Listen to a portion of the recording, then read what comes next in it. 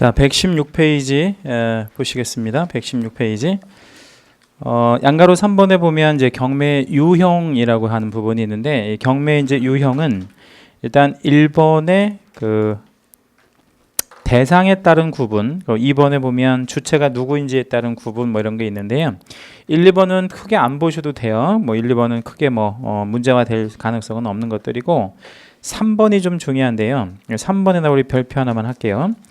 경매를 실시하는데 집행 권한이 필요한지에 따른 구분 뭐 이렇게 되었잖아요. 그래서 우리 그 집행 권한이라는 말이 되게 중요한 말이고, 또 그 집행 권한을 가지고 경매하는 그 종류 이런 것도 되게 중요해요. 한번 제가 이쪽에다가 적어 보도록 할게요. 네, 경매의 유형, 뭐 종류 해도 같은 말이고요. 두 가지가 있는데 강제 경매라고 부르는 경매가 있어요. 요거 하고 임의 경매라고 부르는 경매가 있고, 이렇게 이제 두 가지 종류의 경매가 있는데, 강제 경매는요. 강제 경매는 집행 권한을 필요로 해요. 집행 권한, 집행 권한에 필요하고 집행 권한에 의해 경매를 신청한다면 요거는 강제 경매가 됩니다. 근데 임의 경매는 집행 권한을 필요로 하지 않고요. 담보 물건을 가지고 있는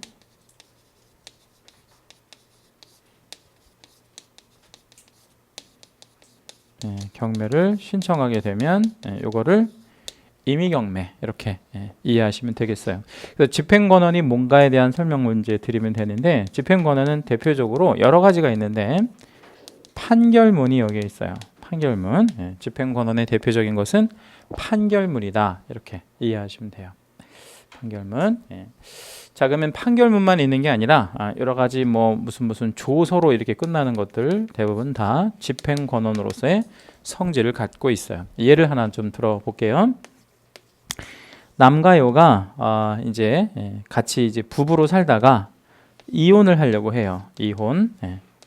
이혼을 하는 거야 뭐 둘이 알아서 할 일인데, 문제가 이제 하나가 생겼어요. 무슨 문제가 생겼냐면, 이들이 이제 혼인 관계에 있을 때 자녀가 이제 있었단 말이에요. 자녀.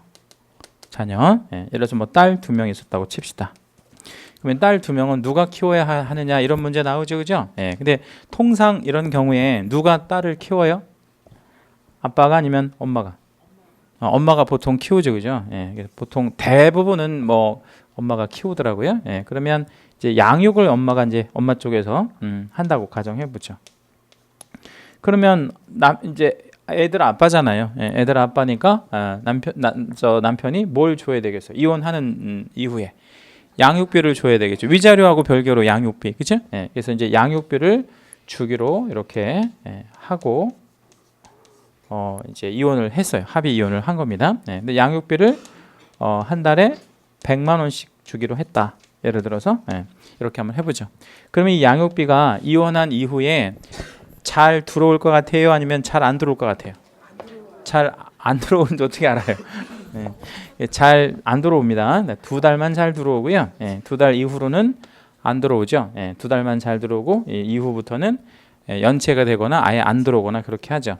그러면 이혼을 했는데 이제 양육비 안 주니까 어떻게 해야 되겠어요? 전 부인은 애를 그냥 다시 보내 이쪽으로. 근데 이제 보내려고 했더니 연락이 안 되는 거예요. 이제 이 인간이 연락이 안 돼요. 그럼 어떻게 해야 되겠어요? 소송을 걸어야지. 물론 독촉도 해보지만 연락이 안 돼. 전화도 뭐 계속 해도 전화도 안 받고 집에도 들어오지도 않고.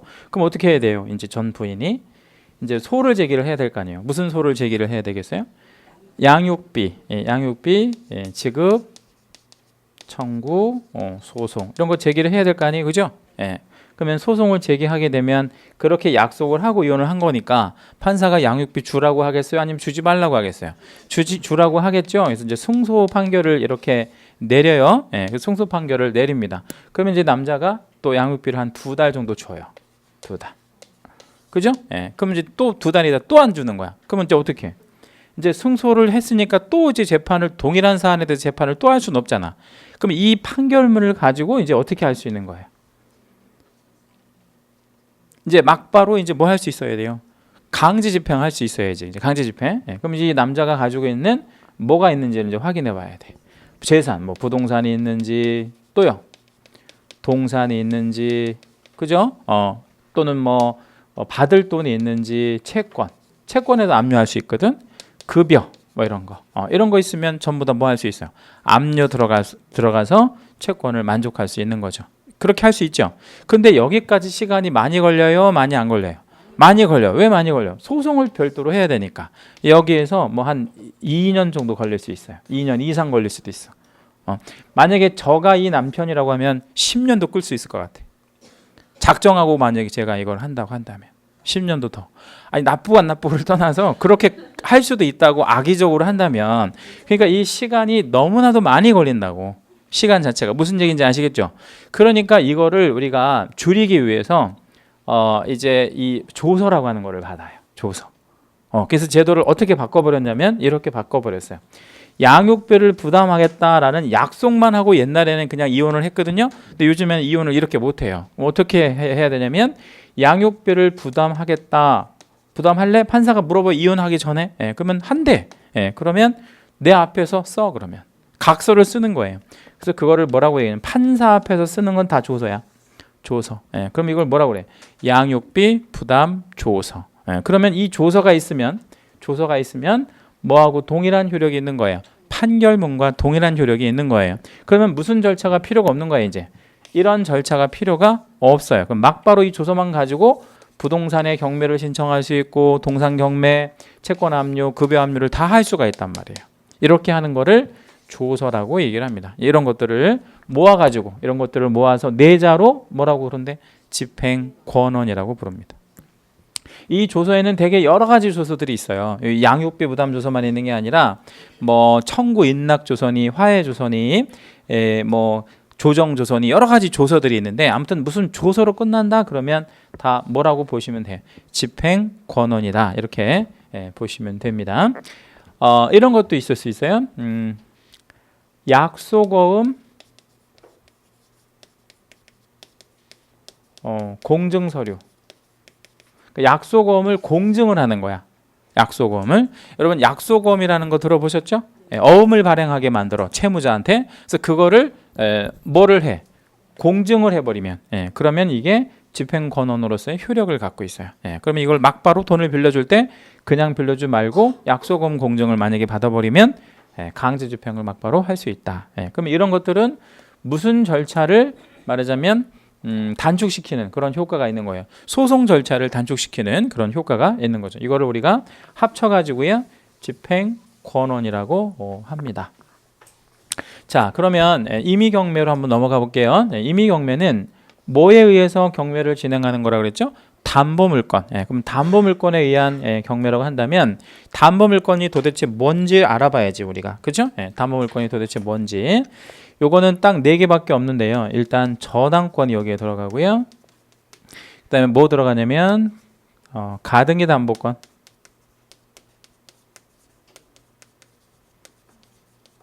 그죠? 그리고 유치권. 그리고 전세권. 이렇게 4가지 권리를 경매 신청권이 있는 담보물건이라고 얘기합니다. 이거 되게 중요하니까 잘 기억해 주셔야 돼요. 그리고 이거는 암기를 하고 계셔야 돼. 머릿속에. 경매 신청권이 있는 담보물건 4개. 이거 한 번만 읽어봐 주실래요? 저당권, 가등기 담보권, 유치권, 전세권. 근데 특이한 것들이 좀 있죠. 어떤 게 특이한가요, 여기에서? 가등기 담보권은 뭐 저당권하고 똑같은 거예요. 뭐 특이할 것도 없고. 어떤 게 좀 특이할까요? 유치권. 얘는 왜 특이하냐면 경매를 신청할 수는 있거든 얘가. 그런데 얘가 우선해서 변제받을 수 있는 권리는 또 없어요. 경매를 신청할 수는 있지만 우선 변제권이라는 건 없다. 이렇게 이해하시면 되겠죠. 그래서 이게 무슨 얘기인가를 좀 설명을. X예요. 우선 변제권은 없다는 거예요. 그러면 유치권은 뭐는 있지만 뭐는 없다. 경매 신청권은 있지만 우선 변제권은 없다. 그러면 우선 변제권이 없는 이유에 대한 설명을 좀 잠깐 드리도록 할게요. 자, 어떤 사람이 하나 있어요. 개 한 마리가 있는데 개를 한번 그려봐야 되겠다. 개. 개가 이렇게 큰 개가 있죠. 큰 개가. 악어 같아요. 이거 개예요, 개. 근데 개인데 맹견. 그러니까 아주 무서운 그런 개예요. 근데 여기 이제 목줄이 이제 채워져 있어가지고요. 어떤 사람이 이렇게 있는데 요 사람하고 사이가 아주 안 좋은 사이야. 아주 술이 이제 왼수지간이에요. 그럼 이 개가 이 사람을 좋아할까요? 아니면 좋아하지 않을까요? 좋아하지 않죠. 그 주인 그 어떤 그 느낌을 금방 개들이 이제 파악을 해가지고. 근데 이 사람이 이게 워낙 큰 개이기 때문에 이 개줄이 끊기거나 놓친 거예요. 그래가지고 이 개가 이 사람을 어떻게 했어요? 뒷다리를 물어 뜯어가지고 이제 살점이 뚝 떨어져 나갔어요. 아주 상해가 이제 깊이 이렇게 생긴 겁니다. 그러면 이 사람이 어떻게 해야 되겠어요? 누구를 고소해? 얘를. 근데 이제 그 치료비를 이제 받아야 되잖아요. 치료비. 근데 치료비를 이런 식으로 받으려고 하는데 한번 생각해 보세요. 이 사람이 이 개를 가지고 있는 거야. 이렇게. 뭐 줄 때까지. 치료비 줄 때까지. 그럼 이 개를 뭐 할 수 있어요? 유치할 수 있는 거야. 그럼 이 개를 이 사람이 유치할 수 있어요. 이걸 무슨 권이라 그래? 유치권. 그럼 이 사람은 무슨 권리를 갖고 있죠? 그러니까 우리 그 유치권도 갖고 있지만 이 원인 채권이 뭐야? 뒷다리 물린 게 뭐예요? 손해배상. 손해배상 청구권이라고 하는 걸 갖고 있고 이 개는 물건이란 말이에요. 물건을 뭐 하고 있죠? 점유하고 있으니까 얘가 뭐를 지금 갖고 있는 거예요. 유치권을 갖고 있는 거지. 근데 뭐 할 때까지 계속해서 이 개를 데리고 있을 수 있어요? 치료비 받을 때까지. 자, 그러면 이 유치권자는 이 개를 어떻게 해야 돼? 밥은 줘야 돼? 아니면 굶겨 죽여도 돼? 자, 만약에 여기서 개를 굶겨 죽이면 오히려 뭐 해줘야 돼? 손해배상 해줘야지. 그러면 성관주의를 갖고 이 개를 잘 관리해줘야 되겠죠? 근데 이 개가 나한테 계속 호의적으로 내가 밥 준다고 해서 대할까요? 아니면 계속 물어뜯을까요? 계속 물어뜯겠지. 한번 물은 개니까. 그러면 이 개를 어떻게 할 수밖에 없어? 이 사람은. 가둬놓는데 가둬놓는다고 해서 이게 일이 해결되지 않잖아요. 그럼 계속해서 이걸 언제까지 가둬놓을 거야? 얘는 뭐 맘대로 뭐 지금 하라고 지금 나오고 있어요. 개 주인은. 그럼 어떻게 할 수밖에 없어? 팔아야지. 이거를 파는데 어떻게 판단 말이에요? 경매로 판다는 거야. 경매로. 이거는 부동산은 아니지만 반드시 법원에다가 신청을 해야 돼. 이거는 이 개도 이거를 이제 이 개를 경매를 신청하는 거. 어디에다가? 법원에다가. 그러면 유치권자한테 왜 경매 신청권을 인정하는지 아시겠죠? 이거를 내가 데리고 있을 수 없으니까 경매 신청권을 인정해 주는 거야. 유치권자한테. 그러면 이제 이게 예를 들어서 개가 굉장히 종자가 좋은 개라서 100만 원에 팔렸다고 칩시다. 100만 원 환가. 환가 대금을 누구한테 줘야 되겠어요? 법원은. 네? 자, 환가 대금을 개 주인한테 줘야 되겠어? 아니면 유치권자한테 줘야 되겠어요? 잘 생각해 봐요. 자, 개 주인한테 줘버리면 유치권 자체가 소멸돼요. 그렇죠? 유치권이 왜 소멸이요? 점유가 상실돼 버렸으니까. 그리고 점유 자체가 상실돼 버리잖아. 그죠? 그러면 이건 어떻게 해야 돼? 그러니까 돈이 지금 이 개가 뭐로 바뀐 거예요? 돈으로 바뀌었잖아. 환가가 됐잖아요. 그럼 이거를 누구한테 줘야 이게 유치권이 그대로 유지돼? 유치권자한테. 그래서 이거를 교부라고 하는데 교부는 누구한테 한다? 유치권자한테 교부해요. 그러면 얘한테는 우선 면제권이 있을 필요가 없는 거예요. 이해하셨죠? 그럼 다시 한번 할게요. 유치권자한테 경매 신청권을 인정합니다. 근데 뭐를 인정할 필요가 없다고요? 우선 면제권 인정할 필요가 없어. 왜? 원칙적으로 팔린 돈은 얘한테 줄 거니까. 이해하셨죠? 유치권은 경매 신청권은 있으나 무슨권은 없다. 우선 변제권은 없다. 이렇게 정리 잘 해주시고요. 그 다음에 이 전세권도 되게 중요한데 이 전세권은 어떤 의미가 있냐면 제가 여기다가 담보물권이라고 적었잖아요. 그죠? 근데 전세권은 원래 담보물권이 아니에요. 담보물권이 아니고 뭐예요? 용익물권이라고. 근데 이 자리에 왜 들어가게 되냐면 얘는 이중적 성격을 갖고 있다고 생각하시면 돼. 그래서 이렇게 머릿속에 넣어놓으세요. 무슨 물권이지만 용익물권이지만 무슨 물권적? 담보물권적 성질을 갖고 있어요. 그래서 얘가 뭐도 있고 뭐도 있는 거예요. 지금 우리가 하고 있는 거 경매 신청권도 있고 우선 면제권도 있어요. 얘한테는. 이거 다 있어요. 저당권, 가등기 담보권, 전세권은 다 뭡니까 경매 신청권과 우선 면제권 다 있고 유치권만 우선 면제권이 없다. 이렇게 정리해 주시면 되겠고 요거는 담보 물건은 아닌데 용익 물건이긴 하지만 담보 물건적 성질을 갖고 있다. 이렇게 정리해 주시면 됩니다. 자, 그러면 다시 한번 설명을 드릴게요. 강제 경매는 뭐에 의해서 진행하는 경매를 강제 경매라 그런다고요? 집행 권한. 자, 임의 경매는요? 담보 물건. 자, 그럼 제가 여러분 이해 잘 하셨는지 제가 질문 하나 드릴게요. 신용카드 연체. 그러면 신용카드 회사에서 3달 정도 연체가 되면 뭐 날라오겠어요? 2달만 연체하면 날라오던데 뭐 날라오겠어요? 너 이러면 재미없다 이렇게 날라오더라고 독촉장. 그리고 계속 연체하면 이제 뭐 나오겠어요? 이제 법적 절차, 착수, 개시문 뭐 이런 게 날라옵니다. 그래서 계속 안 내면 신용카드 회사에서 내 집, 뭐 내 차 이거 경매하겠죠? 그럼 그게 무슨 경매? 신용카드 회사에서 하는 거. 둘 중에 하나? 강제 경매. 왜 강제 경매? 강제 경매 맞았어요? 맞았는데 왜 강제 경매? 신용카드 회사는 신용카드 회사한테 우리 신용카드 만들 때 이런 거 설정해주고 만들지 않았잖아요. 그러니까 강제 경매지 뭐. 그렇죠?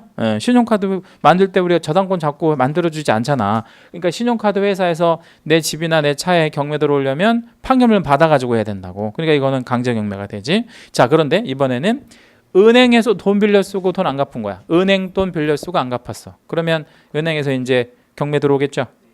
무슨 경매? 임의 경매. 그때는 왜 임의 경매? 은행에서 돈 그냥 빌려주지 않잖아요. 뭘 자꾸 빌려줘? 담보 물건. 그러니까 요거는 저당권에 의해서 하는 거구나 이렇게 생각하시면 됩니다. 요거 개념 확실히 잡고 계시고요. 자, 그 다음에 이제 양가로 4번으로 내려갑니다. 경매의 절차 이렇게 되어 있는데 이 경매의 절차가 조금 중요하다라고 얘기할 수 있겠고요. 절차를 다 그림으로 뭐 이해하시고 암기하시고 그럴 필요는 전혀 없고 이해만 하나 해주시면 되겠어요. 뭐만 좀 이해해 주시면 되냐면 오른쪽 한번 보세요. 그림. 제일 처음에 이제 경매를 신청합니다. 경매 신청은 채권자가 하는 거예요. 받을 돈이 있는 사람이. 그러면 경매의 종류는 무슨 경매와 무슨 경매가 있다고 그랬죠? 임의 경매와 강제 경매. 그러니까 우리 실제 실무에서는 90% 이상은 임의 경매 정도가 제일 많고요. 그리고 이제 경매가 이제 개시 결정되면 법원에서는 경매 준비 절차를 진행하게 됩니다. 경매 준비 절차를 진행하게 된다. 그 다음에 이제 채권자들한테 그 물건에 대해서 받을 돈 있는 사람들한테 야, 너네들 이거 받을 그 돈 있으면 다 알려줘.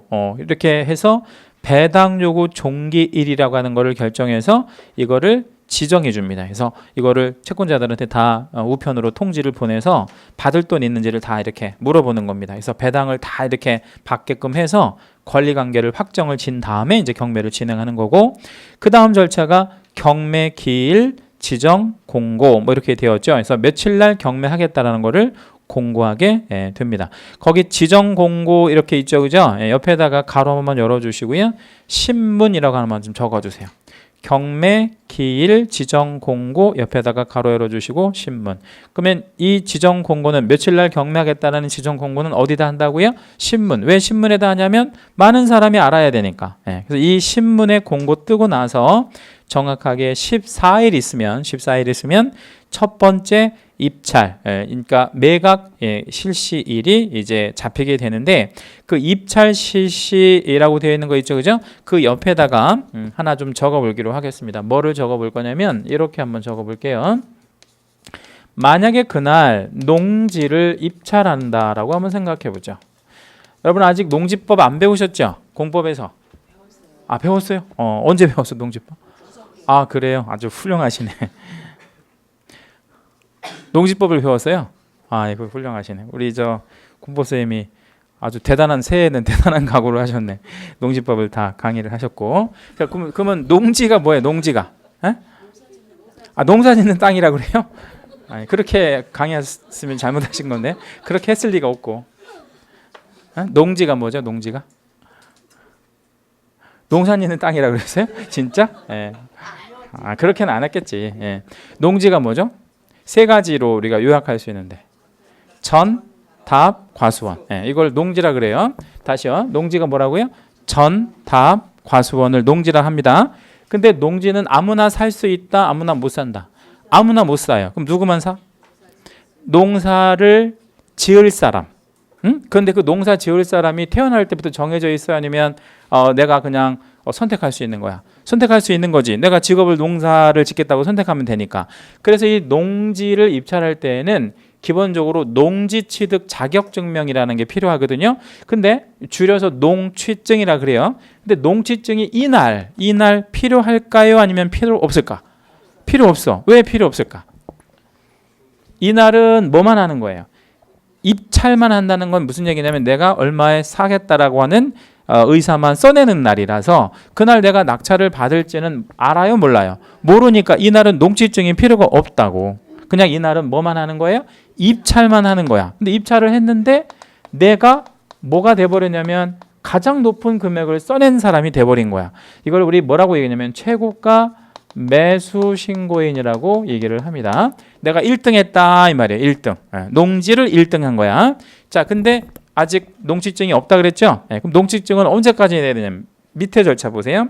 밑에 절차 뭐라고 되냐면 낙찰 허가 결정 혹은 매각 허가 결정이라고 되어 있죠. 그 위에 화살표 있을 겁니다. 위에 화살표 찾으셨나요? 예, 그 화살표 옆에다가 쓰세요. 뭐라고 쓰시냐면 7일이라고.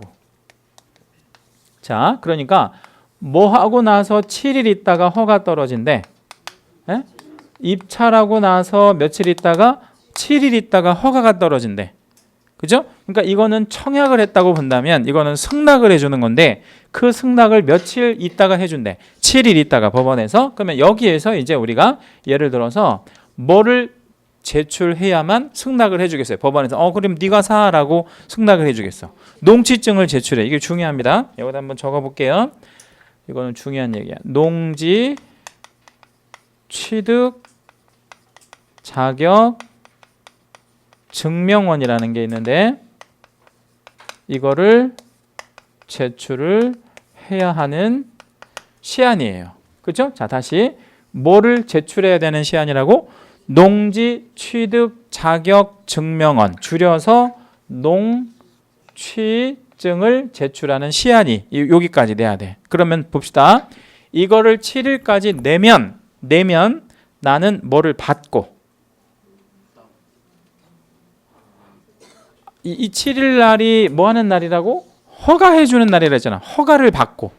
그죠? 다시 농취증을 내면 나는 뭐를 받고 허가를 받고. 이거 제출 못하면 아니 안 받는 게 아니고 불허가가 되는 거지. 다시요. 농취증을 내면 허가를 받고 못 내면 불허가예요. 그죠? 예. 그러면 불허가가 떨어지면 나한테 이익이 있어요? 불이익이 있어요? 불이익이 있겠지 당연히. 예. 어떤 불이익이 있을까요? 두 가지. 첫 번째, 상식적으로 생각해봐요. 내가 농지를 소유할 수 없는 문제가 생기지 뭐. 취득을 못하는 문제. 그게 가장 큰 불이익이고 두 번째 문제는 경매 입찰할 때 말로만 하는 게 아니라 돈을 걸어야 돼요. 돈을 몇 퍼센트를 걸어야 되냐면 10% 걸어야 되거든. 근데 그 10%를 몰수당해요. 이게 만약에 1억짜리 농지면 내가 얼마를 걸고 들어가야 돼? 1,000만 원. 근데 1,000만 원 몰수. 그러면 나한테 굉장히 심각한 문제가 되는 거예요. 뭐를 못 내는 거 자체가. 농취증을 못 내는 거 자체가. 그렇죠? 네. 그러면 꼭 뭐를 제출해서 내야 된다는 얘기네. 농취증을 제출을 꼭 해서 발급받아서 제출해야 되고요. 전개하면 요 농지취득 자격증명은 어디 가서 받아야 되냐면요. 이것도 어제 배우셨겠다, 그지? 우리 농지법에서 강의하셨다고 하면 어디 가서 받죠 이거? 시, 구, 읍, 면에 가서 받아야 돼. 시구면. 이거 되게 중요한 얘기입니다. 농취증은 관청의 조합이 굉장히 특이하죠. 시, 군, 구가 아니라 어디 가서 받아야 된다. 시, 구, 읍, 면에 가서 농취증을 제출받아가지고 이걸 내야 돼. 이거 내면 허가 받고 안 내면 불허가. 이렇게 이해하시면 되겠죠. 되게 중요한 얘기입니다. 우리 이 절차에서는 이게 제일 중요하니까 알고 계시고 그 다음에 이제 다시 이제 7일 기다렸다가 허가 결정 받은 거를 확정해 주는데 그 확정해 준다는 거는 이제 이의할 사람이 있으면, 항거할 사람이 있으면 기다려주는 기간이라고 생각하시면 되겠고요. 이 확정이 되어지면 이제 돈을 낼 수가 있는데 그 돈을 납부하는 거를 대금, 지급, 기한, 뭐 혹은 대금, 납부, 기한 이렇게 얘기하거든요. 그래서 거기 기한이라는 단어 있죠. 기한이라는 단어에다가 동그라미 채색 하나만 잡아주시고요. 이거 우리 이번 26회 시험에 나왔던 건데 이 기한이라는 게 뭐냐면 기한, 이게 무슨 뜻이에요? 기한이 그날까지 돈을 내라 아니면 그날 내라? 그날까지 내라 아니면 그날 내라? 그날까지 내라. 이건 뭐뭐까지 납부하라 이런 얘기가 기한이 되는 거죠. 근데 이거를 뭐라고 시험에 잘 물어보냐면 그날 내라 이런 식으로 잘 물어보는데 그날 내라라고 하는 거는 기일이고요. 기한은 그날까지 내라는 거예요. 다시 말씀드리면 선납을 인정해 줄까요? 아니면 선납이 안 될까요? 선납돼. 선납의 효과를 인정하는 제도, 이거를 기한제라고 그래요. 만약에 대금, 납부, 기일이었다면 뭐였다면요? 기일이었다면 언제 내야 돼? 그날 내야 되는 거야. 그날. 그럼 미리 내면 돼, 안 돼? 안 되는 거. 그걸 기일이라고 얘기하고 기한은 그날까지 내는 거. 먼저 내도 되는 거를 기한이라고 한다. 그래서 선납하는 게 훨씬 더 유리하고요. 그리고 이제 돈을 내잖아요.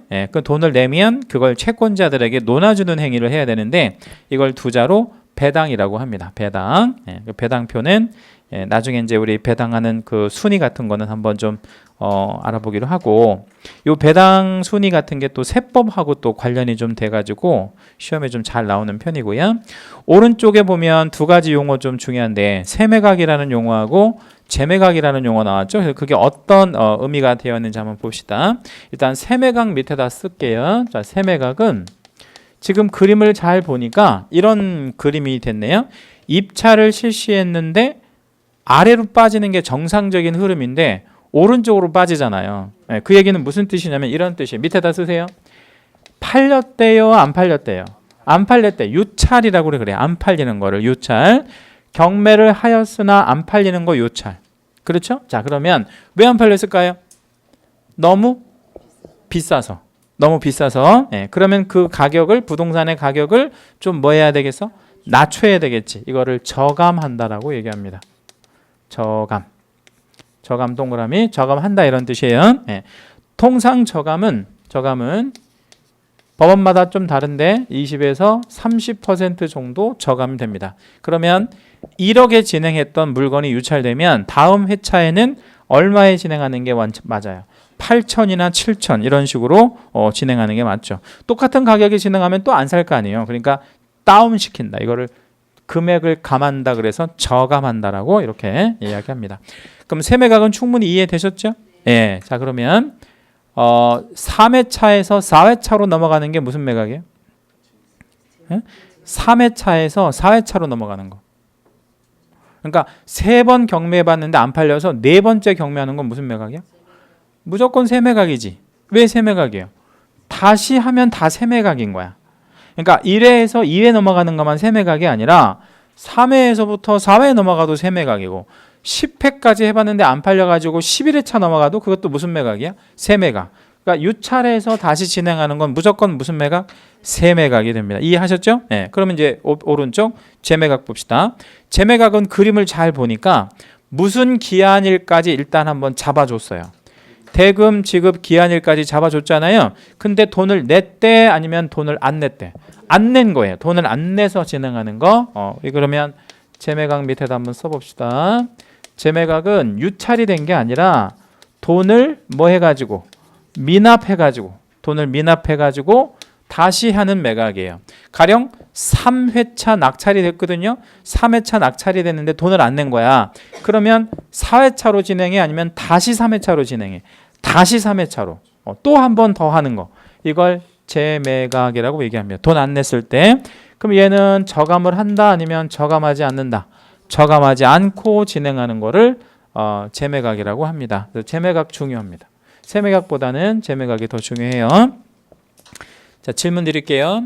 7회차에서 8회차로 넘어간대. 7회차에서 8회차로 넘어간대요. 경매가 세매각, 재매각. 세매각이에요. 근데 7회차를 한 번 더 한대. 7회차를 한 번 더 한대. 왜? 돈 안 내가지고. 그럼 그게 뭐야?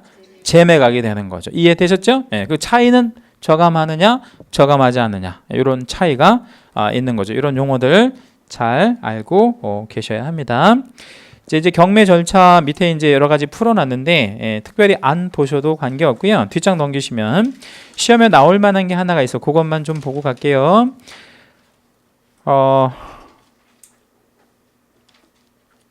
몇 번을 좀 보시냐면 7번. 7번이 좀 중요한데 7번에다 우리 별표 하나만 해볼게요. 7번에다가 7번 절차.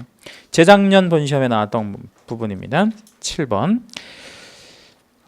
입찰의 종결 단계에서 이제 다 끝나려고 하는 단계에서 입찰이 마감되면 집행관은 집행관이라고 하는 거는 경매를 실제로 주관하는 사람을 집행관이라고 하는데 공무원은 아닌데요.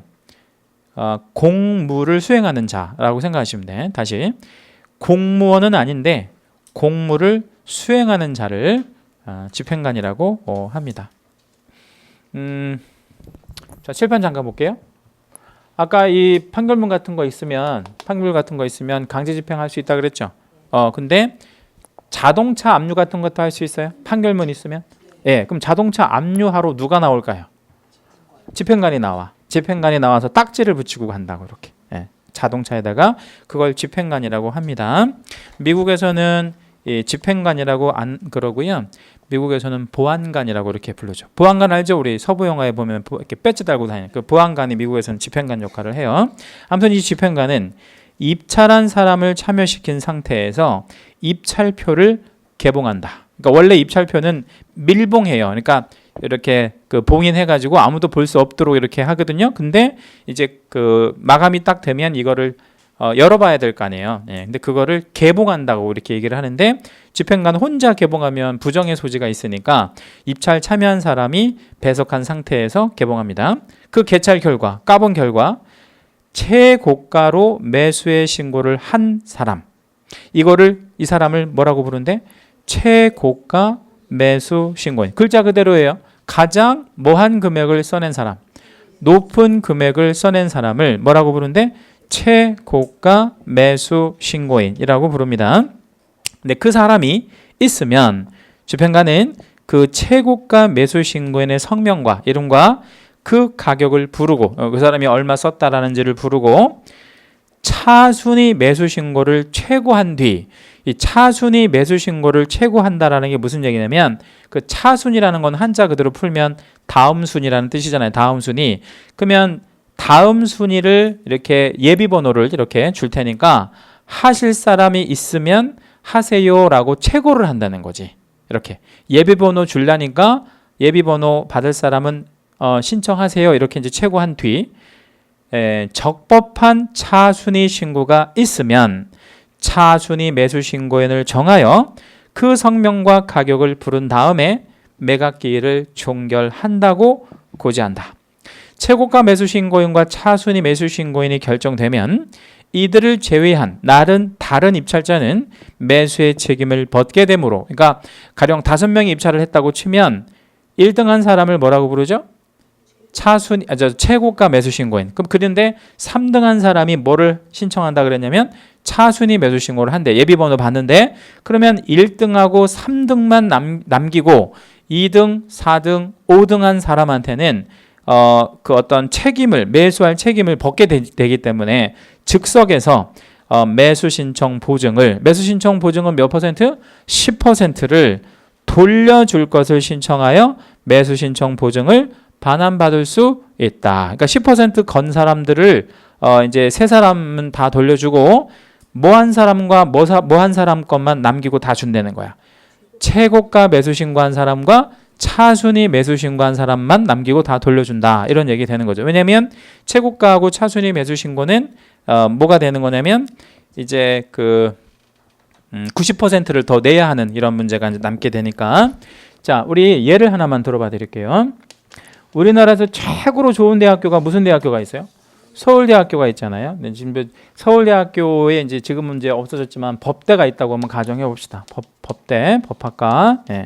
근데 어떤 한 학생이 공부 잘하는 학생이 여기에 합격을 한 거예요. 그죠? 예. 근데 동시에 이 학생이 그 다음에 좋은 학교인 고려대학교 법학과에 합격을 했어. 두 번 다 합격한 거야. 이 학교 다 합격했어요. 그러면 얘는 어디로 가겠어요? 서울대를 가겠지. 예. 서울대를 가는 이유는요? 정답이야. 학비가 싸서. 학비가 많이 쌉니다. 예. 여기를 안 간다는 거죠. 그럼 이 학교는 어떻게 해야 되겠어? 얘가 안 오면 아니 얘는 포기하는데 이 학교 입장에서 보면 어떻게 되겠냐 이거지. 손해잖아. 얘를 못 받으니까. 그럼 어떻게 되겠어요? 얘 말고 예비 번호를 줘야 될 거 아니에요. 예. 이걸 차순위를 이렇게 준다고. 그래서 차순위 예비 1번, 예비 2번, 예비 3번 이렇게 준다고. 그럼 얘가 빠지면 이제 누가 올라가는 거예요? 예비 1번 이렇게 올라가는 거라고 이렇게. 예. 그렇죠? 예. 그럼 여기서도 예비 1번이 다른 학교에 합격했으면 그 학교도 어떻게 하겠어? 예비 번호나 줄 거 아니에요. 이런 식으로 순차적으로 빠져나간 제도. 경매도 마찬가지라는 거죠. 이 서울대 합격한 학생을 말하자면 뭐라고 생각하시면 되겠어요? 최고가 이렇게 되는데 얘가 돈을 안 내버리는 거야. 돈을 안 내버리면 그 다음 예비 번호를 우리 받은 사람 있지. 그 사람이 들어갈 수 있도록 해주는 거. 이걸 우리 뭐라고 얘기해요? 차순위 매수 신고라고 합니다. 그런데 여기서 시험에 나올 만한 게 약간 좀 어려운 지문이 하나 있는데 세 번째, 네 번째 줄에 보면 이런 말이 나옵니다. 적법한 차순위 매수 신고 이런 말 나오죠. 거기다가 채색을 좀 하세요. 적법한 차순위 매수 신고. 이게 좀 어려운 얘기인데 제가 사례를 하나 좀 드릴 테니까 이 사례를 써놓으시는 게 좋을 것 같아요. 이 개념이 어려운 개념이라. 자, 토지가 하나 경매에 나왔습니다. 이게 최저 매각가가 1억에 나왔다고 칩시다. 1억짜리 최저 매각가 1억짜리 토지가 하나가 경매에 나온 거예요. 이렇게. 그렇죠? 경매 물건으로 나왔어요. 이 물건에 세 사람이 입찰했다고 칠게요. A, B, C. 세 사람이 입찰을 한 거예요. 입찰을. 네.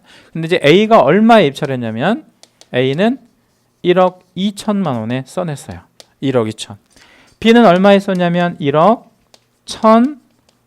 1,500만 원에 써냈어요. C는 얼마에 썼냐면요. 1억에 썼어요. 1억에. 자, 그러면 질문. 세 사람 모두 유효한 입찰이다 아니면 유효하지 않은 사람도 있다. 세 사람 모두 유효하죠. 왜 세 사람 모두 유효할까요? 예? 1억 이상 썼으니까. 즉 최저 매각가가 1억이니까 1억 이상 다 썼잖아. 그러면 누구를 최고가로 정해줘야 돼? 법원에서는 A. 왜요? 얘가 제일 세게 들어갔으니까 최고가 매수 신고인이 되는 겁니다. 그럼 일단 얘가 1등 한 거지. 최초 합격한 거란 말이에요, 얘가. 그렇죠? 네. 그럼 누구하고 누구는 떨어진 거네. 네? B하고 C는 떨어졌단 말이에요. 그러면 B하고 C는 통상의 경우 여기에서 그냥 집에 가죠. 떨어졌으니까. 집에 갈 때 10% 찾아가 아니면 안 찾아가? 찾아갈 수 있어, 얘네들은 즉석에서. 근데 A는 찾아갈 수 없어. 왜 A는 찾아갈 수 없을까? 네? 왜 찾아갈 수 없냐면 돈을 더 내야 되는 입장이야. 얘는 돈을 찾아가면 안 된다고. 돈을 더 내야 될 입장이니까. 그래서 못 찾아간다고. 그지? 예. 그래서 이제 B하고 C는 집에 가는 상황인데 집행관이 최고를 한대요. 뭐라고 최고하냐면 A 말고 혹시 뭐 할 사람이 있으면 하세요. 차순위 매수 신고할 사람이 있으면 하세요라고 최고를 했더니 B도 하고 C도 한대. 예? 다시요. B도 하고 C도 한대요. 그러면 이왕이면 누구를 차순위로 해주는 게 맞겠어요? B. B를 해야 되겠지. 왜? 차순위라는 게 뭐야? 차순위. 다음 순위. 얘의 다음 순위가 얘니까. 그렇죠? 예. 그러니까 얘를 해준단 말이야. 근데 얘가 안 한대. 그러면 C를 차순위로 해줄 수 있는지를 볼게요. 그죠? 예. 근데 C는 차순위가 적법하지 않습니다. 왜 적법하지 않은지 보여드릴게요.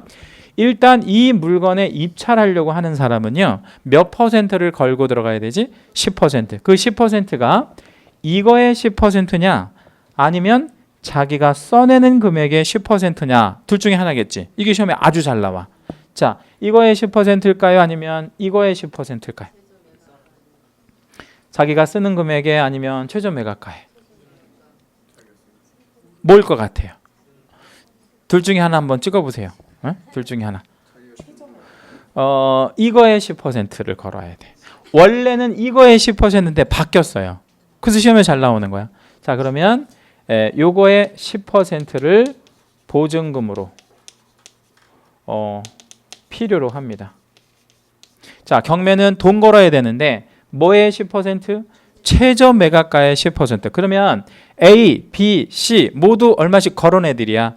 1,000만 원씩 걸은 애들이라는 거죠. 그렇죠? 네. 자, 그러면 C가 차순위가 될 수 없는 이유를 한번 보도록 합니다. 네. 제가 이제 식을 하나 좀 만들어 드릴 건데 최고가가 써낸 금액이 얼마죠? 1억 2천. 자, 그럼 이건 쓰지 마세요. 나중에 정리해 드릴게. 최고가가 써낸 금액 마이너스 매수 신청 보증금이 얼마죠? 1,000만 원이죠.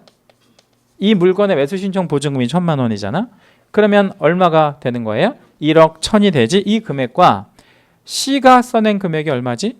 1억. C가 써낸 금액이 1억이잖아요. 그렇죠? 근데 어떤 게 커야 되냐면 얘가 커야 돼. 얘가 커야만 얘가 뭐를 할 수가 있어? 차순위를 할 수가 있는 거야.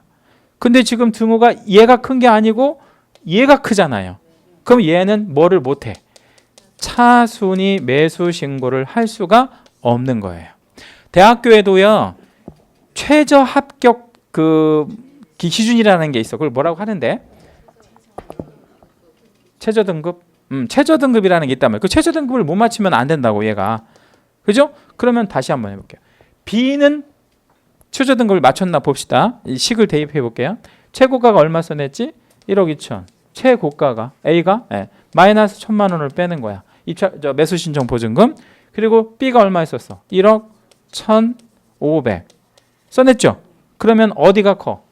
얘가 크지? 그럼 얘는 뭐의 지위가 돼? 차순위의 지위가 된다 이 말이에요. 그렇죠? 그럼 이거를 제가 식으로 한번 적어봐 드릴게요. 이거를 자, 그러면 이거 지워도 되죠? 자, 식으로 한번 해봐 드릴게요. 여기다 한번 적어볼게요. 차순위 적법 요건은 최고가 매수 신고에서 마이너스 보증금 뺀 금액을 차순위 매수 신고가가 커야 되는 거예요. 이런 식을 요해. 이게 적법 요건이야. 이 식에 해당되지 않으면 차순위를 못해요. 자, 그러면 주어진 조건에서 주어진 사례에서 차순위를 할 수 있는 애는 누구밖에 안 되네? B밖에 안 되는 거야. 그렇죠? 그러면 B가 안 한대. 그러면 C는 당연히 못 하는 거예요. 이해됐죠? 자, 그러면 얘는 뭐를 할 수가 있는 거죠? 차순위 매수 신고의 어떤 자격이 됩니다. 자격은 된다. 그러나 요거는 의무는 아니고요. 선택할 수 있어요. 누가 선택하는 거예요? B가. 나 하고 싶으면 하고 안 하고 싶으면 안 하는 거야. 이렇게 이해하시면 돼요. 그러면 차순위를 해놨을 때 이점은 뭐예요? 차순위를 해놨을 때 이점. A가 뭐 안 하면 돈을 안 내면 그럼 누가 대신 내는 거야? B가. 자, 그럼 질문 드릴게. A가 만약에 돈을 다 낸다면 얼마를 총액으로 내는 거죠? 1억 2천을 내는 거죠. 근데 얘가 돈을 안 낸대. 돈을 안 내요. 그럼 누가 내는 거지? B가. 자, B는 총액으로 얼마를 내는 거지? 1억 2천 아니면 1억 1,500. 1억 1,500만 내는 거예요. 왜? 왜 B는 1억 1,500만 내? 내가 써낸 금액이 1억 1,500이니까. 그럼 얼마가 부족해? 500만 원 부족하죠. 그걸 어떻게 커버하냐면 A가 1,000만 원 건 거 있죠. A가 1,000만 원 건 거 그거 몰수해서 누가 낸 것처럼 해주는 거야. B가. 그러면 A가 미납하면 1,000만 원 몰수해서 얘가 낸 것처럼 해주면 B는 전체 얼마를 낸 거야? 1억 2,500을 낸 거예요. 그러니까 이 식이 만들어지는 거야. 근데 만약에 C한테 이게 붙이면 A가 1,000만 원 몰수한 거 있죠? A한테 그걸 얘가 낸 걸로 해도 애초에 팔린 금액이 미달하잖아. 그러니까 안 된다 이 말이에요. 그래서 식이 이런 식으로 나올 수밖에 없는 거죠. 이해됐죠? 실무에서는 이게 같은 가격도 쳐주는데 그건 모르셔도 되고요. 요렇게만 좀 이해하시면 돼요. 요거를 시험에 되게 잘 물어보니까 기억해 주시라고. 이 차순위. 예. 그러니까 요게 경매 절차에서는 농취증하고 더불어서 유일하게 시험에 나오는 거예요. 그러니까 경매 절차는 두 개만 아시면 돼. 농취증을 언제까지 제출하는지, 언제까지 제출해야 되죠? 매각 허가 결정 전까지 내야 되고, 그다음에 차순위 매수 신고는 어떤 식으로 진행되는지 요것만 잘 기억해 주시면 된다. 얘가 만약에 돈을 내버리면 어떻게 되죠? 얘가 돈을 내버리면 어떻게 되는 거야? 그냥 얘가 소유권 취득하는 거야. 그럼 얘는 보증금은 날리지는 않고 보증금은 돌려받는 거지. 그냥 아무것도 아닌 거지 뭐. 그냥 이렇게 이해해 주시면 되겠어요. 예, 뭐 그런 정도 보시고요. 잠깐 쉬었다가 다음 시간에 8번 테마 하겠습니다.